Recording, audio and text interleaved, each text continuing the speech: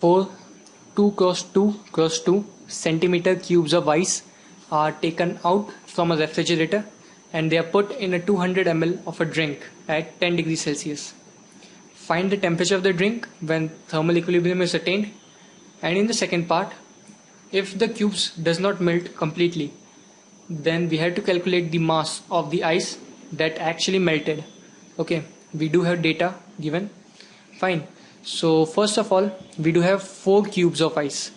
Okay, so volume of each cube is clearly 2 cross 2 cross 2 centimeter cube, that is 8 centimeter cube. Okay, so total mass of ice can be written as density into volume into 4, because there are 4 cubes. So I have density as 0.9 gram per centimeter cube into volume, that is 8 centimeter cube, into 4. So the total mass comes out to be 0.9 into 32, that is 28.8 grams. Now total mass of water is given to me as 200 ml into density of water. So I do have 200 into 1 gram per centimeter cube, that is equals to 200 grams. Alright, and the temperature of water is given to me as 10 degrees Celsius. So first of all, I'll show you that complete ice will not melt. How? Okay, the temperature of the ice is equals to 0 degree initially. Agree with that? Fine.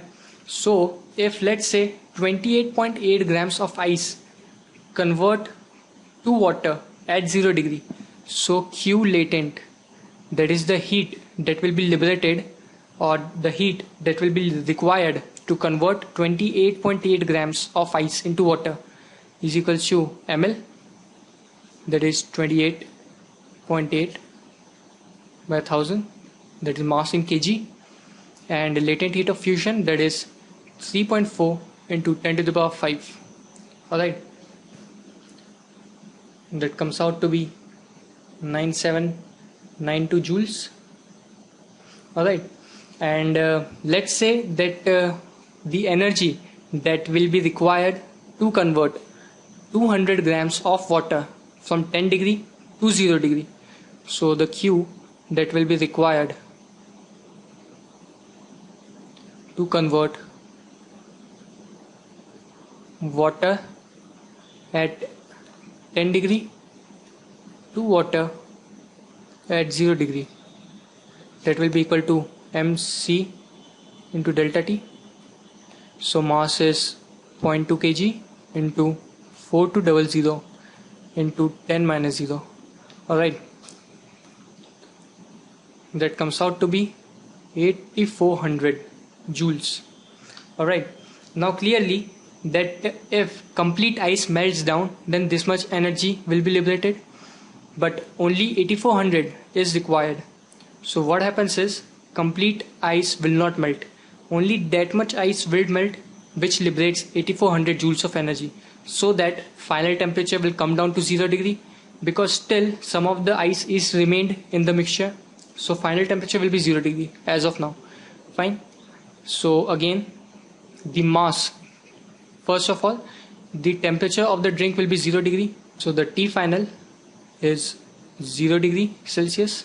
Alright, now moving toward the second part, that is B. Now in which it is asked that the mass of the cube that actually melts. Okay, so clearly only 8400 joules of energy is required to bring the temperature of the water from 10 degree to 0 degree. So the mass of ice that will liberate 8400 joules of energy, that will actually melt. So this is m ice, is the ice that actually melts. So m ice will be equal to 8400 divided by 3.4 into 10 to the power 5 kgs. that gives 0.0247 kg or 24.7 grams. That is my answer.